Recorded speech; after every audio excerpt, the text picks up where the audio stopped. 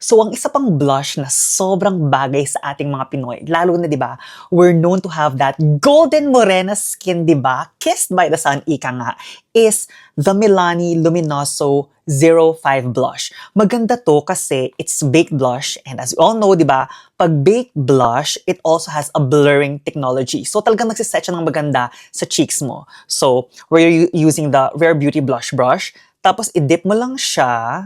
Tapos ang maganda dito, hindi siya purely matte. Meron siyang konting shimmer. Tapos, ipipress mo lang siya right on top of the cheekbones.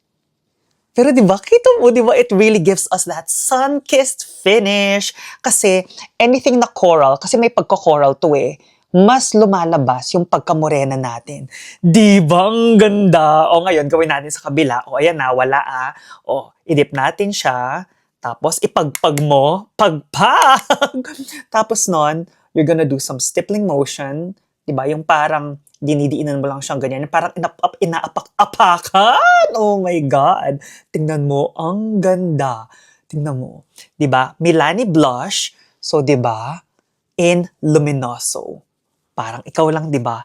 Sun-kissed Filipina. Diba? Golden morena skin. O, ayan, Milani in Luminoso.